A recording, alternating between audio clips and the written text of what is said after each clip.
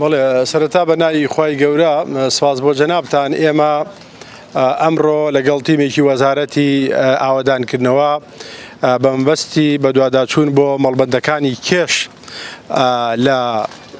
لە ڕێگا گشتیەکان و لە دەواازە سنوورەکان بە دوواداچوونمان کرد لەگەڵ برای بەڕێزە مامۆستا کەریم و دوایەوەی کە ڕۆیشتینە مەرجی پەرێزخان بۆ کاتژمێر 3:30 لەوێ کە گەڕاینەوە هێزێک کە هێزی کۆماندۆیە لەسەر جادەکە سەیتەرەیەکیان داناوە. ئێمە چوینە ناو سەیتەرەی ئەوانەوە داوایان کرد خۆمان بناسیێنین، خۆمانمان ناساند و هەتا تیمێکی حکوومەتیشمان لەگەڵا بوو بەڕێوەبەری گشتی ئاوەدانکردنەوە جێگری بەڕێوەبەری گشتی لە وەزارەتی ئاوەدانکردنەوە و چەند مەسئولی بەشێکی تریش ئێمە خۆمان ناساندمان. ئەندامی پەرلەمانین مامۆستا کەریم ئەندامی ئەنجومەنی پارێزگای سلێمانیە، بەڵام بەداخەوە گویان لێمان نەگرت و وتی بە هیچ شێوەیە گەشتانە لای ئێمە نایخواتەوە و بێ ئێمە سیارەکەتان بپشکنین. ئێمەشتمان ئەوە هەوێکەمانە کە پەرلەمانتار نە ماڵی ئەپشکێنرێ و نە ئۆتۆمبیلیشی ئەپشکێنرێ، بەڵام بەداخەوە هەر گوێی نەگرت. هەتا من وتم تەلەفۆن ئێستا بۆ سەرۆکی پەرلەمانەکەم وتی من نا گوێگرم و نەحسابی بۆکەم، وتم بۆ کاک قوباتێکەکەم وتی نەگوێگرم و نەحسابەکەم، من تەنها و تەنها بڕیاری بەڕێز سەرۆک پاڤڵ جێبەجێیەکەم. بۆیە ئێمە بەرگریمان کرد لە خۆمان، بەرگریمان کرد لە دەستگایەکی تەشریعی باڵا لە هەرێمی کوردستان و نەمانێشت سوکایەتیمان پێ بکرێ. بۆیە بەرگریمان لە خۆمان کرد، بەرگریمان لە پەرلەمان و لە دەنگی گەل کرد، چکە ئێمە بە دەنگی گەل چوونێتەوە جێگەیە. ئەوە دوای ڕوبەڕووبوونەوەیەک ڕوویدا.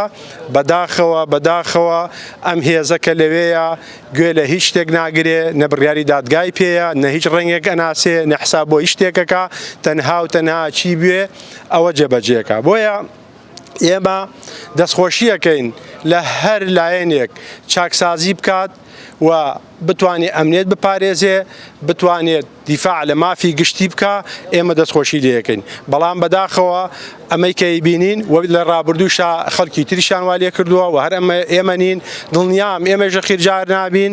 بۆیە ئەمە کە ئەکرێت ئەمە کارێکی باش نییە. ئەگەر پۆلیس و ئاسایش لە شارەکانە هەیە، دادگا سەروەرە لە شارەکانە، پێویست بە هێز ناکە. هەر کەسێک کەوا تاوانبارە، هەر کەسێک کە داواکراوە لە دادگا، ئەوە دادگایە سکاڵای لەسەر بکرێ و هیچ کەسێک ناتوانێت لە دادگا عاسی بێ غەیری ئەو کەسانە نەبێ کە بەرپرسن کە یاخین لەم هەرێمەدا. ئەوە شتێکی ترە، بەڵام هیچ هاوڵاتیەک ناتوانێت لە دادگا لێرە یاخی بێ. بۆیە ئەتوانن لە ڕێگەی دادگاوە ئەم سکاڵانە ئەم ئیجراعاتانە بکرێت، نەکو هێزێک خۆی حاکم بێ، خۆی بڕیاردەر بێ، خۆی بگر بێ، خۆی هەموو کارێک هەر خۆی بێ و هەر خۆی بێ. بۆیە بەڕاستی ئەمە لە گەرمیانێکی پڕقوربانی، لە گەرمیانێکی پڕکارەسات و ئەنفال، ئێستەیش گەرمیان و گەرمیانەکان بەرگیریەکەن. بۆیە ئەمە قبوڵ نەکراوە، بۆیە ئەمە کارێکی نەشیاوە. داواکەن لێرە لە سەرۆکیەکێتی نیشتمانی کوردستان ئەگەر هێزێک بەم شێوەیە هەڵس و کەوتکە، بەڕاستی ئەمە نیگەرانی لەیەکەوێتەوە و ئێمە جاری پێشویش ئەم مەترسیە ماخسۆتە ڕووکە قسەیەکە بوو هێز دروست بکرێ و بنێرێتە گەرمیان. بۆیە ئێمە وتومان ئەگەر هێزێک دروست بکرێ و دیفاع لە بەرژەوەندی و خەڵک بکات دەستخۆشیەکەن، بەڵام ئەگەر بێوێت تعدا لە خەڵکە، بەڕاستی ئەمە کارێکی خراپە، بەڕاستی ئەمە جێگای قبولکردن نییە. بۆیە ئێمە وەکو پەرلەمانی کوردستان سکاڵا لەسەر هێزە تۆمارەکەین و لەبەرەوەی سوکایەتی بە گەورەترین دەستگای تەشریعی لە هەرێمی کوردستان کراوە. ئێمە لێرەوە بە پەرلەمانی کوردستان ئەڵێن، لێرەوە ئەڵێن پەرلەمانی کوردستان، ئێمە وەکو ئەندامێکی پەرلەمان بە دوواداچوونمان کردووە بۆ ئەوەی کەوا بۆ داهات لە هەرێمی کوردستان کەم بۆتەوە، بۆ جوڵەی بازرگانی کەم بۆتەوە. ئێمە هاتوین دیفاع لە قوتی خەڵک بکەین. پەرلەمانی کوردستان یعنی ئەگەر پەرلەمانی کوردستان پەرلەمانێکە کەوا خاوەن بڕیارە، ئەبێ بێدەنگ نەبێ، ئەبێ ئەم کردەوانە قبوڵ نەکات. بۆیە ئێمە لەگەڵ برای بەڕێزم مامۆستا کەریم سەرۆکایەتی پەرلەمانمان ئاگادار کردوێتەوە و لایەنی پەیوەندیدارمان ئاگادار کردوێتەوە و قبوڵیشی ناکەین بە ڕێگەی یاسایی خۆمان نەگرینە بەر و ئەوانیش با بێنە پێش بزانین بە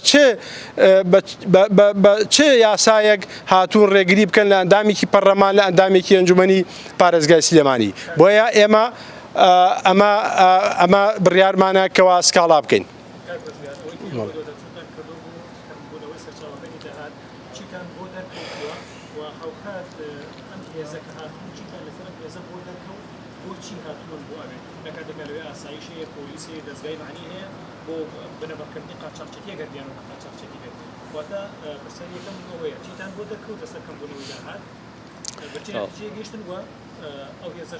بەڵێ سەرەتا پرسیارەکەی یەکەم پرسیارە ئەوەیە کاک گەرمیان، یعنی ئێمە بە دوواداچوونەکەین بۆ ئەمڕۆ بە دوواداچوونەکەی ئێمە بۆ مەڵبەندەکانی کێش بووە. مەڵبەندانەی کێش بەعکسی ڕێنمایەکان بەعکسی یاسا مەڵبەندەکانی کێشکارەکەن. ئەو مەڵبەندەکانی کێش دەبێت 175 بۆ حکوومەت وێ 25 بۆ ئەو کەسە بێ کە کاری لەسەرەکە، بەڵام عکس بۆ تۆ 25 بۆ حکوومەتە و 75 بۆ ئەو کەسەیە کە بەکاری هێنێ. لە تەنیشت ئەوەیشا وەسڵەکەی حکوومەت بەکار نایێنرێ، خۆی وەسڵێکی تر ئەدا لە چاپ و کاری پێیەکا. بۆیە ئێمە بە داچوونەکەمان بۆ ئەوەیە کەوا داهات زیاد بکە و ئەمە بخرێتە خزمەتی حکوومەتەوە و ئەم داهاتە بچێتە دەخیلی حکوومەت و بخرێتە خزمەتی هاونیشتمانی وە. سەبارەت بە پرسیاری دووەم، ئەو هێزە پێویست ناکە، وەکو پێشتری شارەتمان پێدا ئاسایش هەیە، پۆلیس هەیە، محکەمە هەیە و ئەمە داواکاری گشتی هەیە. ئەتوانن هەر کەسێک کە قاچاقچێتیەکە، هەر کەسێک کە مەسەلا لێەوە باری قاچاقە بە مخالفەکە، ئەمە داواکاری گشتیەیە و ئێمەش وەکو ئەندامی پەرلەمان، ئەندامی ئەنجومەنی پارێزگای سلێمانی، وەکو نوێنەرەکانی خەڵک لە گەرمیان بەردەوام بە دوواداچوونمان کردو. بۆیە پێویست ناکە ئەم هێزەیە لەوێ بێ و ئەم هێزە هیچ پێویست ناکە لەو جێگایە بمێنێتەوە، چونکە ئەو هێزەی هەتا ئێستا لێرە بووە کوا چی شتێکی کەشف کردووە، کوا چی داوەتە ڕاگەیاندنەکان کەوا ئێمە ڕێگر بووینە لەبەرەوەی قاچاقچێتیە کرێ، لەبەرەوەی داهات کەم بووەتەوە. مامۆستاکەری پرسیارێک لە ماوەکانی پێشوو هەرم هێزە بەپێی زانێرەکانی ڕوودا و هەرێکە لە بەڕێوەبەری دەواازەکە لەگەڵ بەڕێوەبەری ئاسایشش ئەمانە پشکنە، ینی ڕێگەیان پێ نەدا پشنە دەواازەکەەوە تا بیان پشکنن. وەکو ئەندامی ئەنجومەن ئەم هێزانە تا چەند مافی ئەویان هەیە کە بتوانن هەم ئەنجامی ئەنجومەن ئەنجامی پەرلەمان هەم بەڕێوەبەرەکانش بکشکنن. ئێمە لەگەڵ ئەوەین کە لە بازگە ڕسمیەکانە هەمومان ئیلتزاماتمان هەیە و ئێمە بۆ خۆمان لە کاتی ڕابردووشە بەسەر بازگەکانە گەڕاوین، لە کاتی کۆرونا خۆمان هاوکاریانمان کرد، دەمامکمان بۆیان بردو، تاقیمان بۆیان، بەڵام ئەمە جێگەیەکی ناڕسمیە. یعنی تۆ بۆ نمونە هێزێک کە ئەو چەکدارانەی ئێمە ئەمڕۆ بینیمان نە بەرپرسەکەی نە چەکدارەکە لێک نەئەکراوە، یعنی نازانی کێ بەرپرسە، کێ چەکدارە، کێ پلەی چۆن ئەمانە، نە ناوی دیارە، نە ناونیشانی دیارە، نە قەتعی هەیە، نە ئاڵای هەیە، دانیشتون لەوێ هەر کەسێکیان بێ بۆ خۆیان بە کەیفی خۆیان ئیهانەیەکەن. بەڕاستی ئەمەش هۆکارێکە بۆ کەمبوونەوەی داهات لە دەواازەکان. ئەگەر ئەم هێزە بۆ ئەوە هێنرا بێ داهات زیاد بکە لە دەواازەکان، بەم ئوسلوبەی ئێمە ئەمڕۆ بینیمان لەگەڵ نوێنەرانی هەڵبژێراوی خەڵکی لە پەرلەمانی کوردستان و چی لە ئەنجومەنی پارێزگا ئەمە تەعامولیان بێ، ئەی قوڕ بەسەر بازرگانێک، ئەی قوڕ بەسەر شۆفێرێک، تێبینیەکەی ئێمە لێرەیە. یعنی بۆ نمونە ئێمە هەموو احترامێکی بازگەکان نەگرین و بازگەکان ئێمە زۆر خۆشحاڵین کە بۆ نمونە خۆشمان بپشکنن، نەک بۆ نمونە ئۆتۆمبیل. بەڵام کە کەسێک بێوێ هیچ ناونیشانێکی ڕسمی و یاسایی نەبێت و بێوێ ئیهانەی نوێنەری هەڵبژێراوی خەڵ بکە، ئەمە گرفتەکەیە لێرە.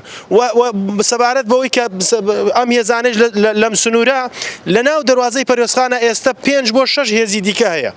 هێزی ئۆپراسیۆنی ئاسایش هەیە، ئاسایشی گەرمیان هەیە، پۆلیسی هاتوچۆ هەیە، پۆلیسی مەحەلی هەیە، پۆلیسی گومرک هەیە، 5 هێزی دیکە هەیە، هێزی ڕەش هەیە. یعنی بۆ نمونە ئەم 5-6 هێزە لە دەواازەکان ئەگەر متمانە بەم پێشەش هێزە نەبێ ئەم هێزە چی زیادەکە یعنی بۆ نمونە ئێمە لەگەڵەوەین هەموو هێزێک ڕێک بخرێتەوە من یەک نموناڵێم ئێمە لەو کەسانە بووینە کە لە ڕابردوشە چەندین دۆسیەمان لەسەر گەندەڵی لە دەواازەکانە داوەتە دادگا ئەوە بەرپرسانی ناو یەکێتی بوونە کە دادوەری قۆرەتویان گۆڕی دادوەری دادگای نەزاهەیان گۆڕی لەبەرەوە ئێمە کەیسی گەندەڵیمان لەسەر بەرپرسانی دەواازەکانە جوڵان لە بەرپرسانی ئیدارەی لە سنووری گەرمیانە ئەجوڵان هاتن دادوەریان گۆڕی ئەوان بێن تەنها پێویست بەم هێزانە ناکە تەنها دادگاکان سربەخۆ بکەن تەنها دادوەرەکان سربەخۆ بکەن و دادوەرە جەری و ئازاکەن لەو جێگایانەدارن وەڵا نەپێویستی بە هێزە نەپێویستی بە لێدوانە نەپێویستی بە قسەیە هەمووی خۆیچێتە سەر سکەی خۆی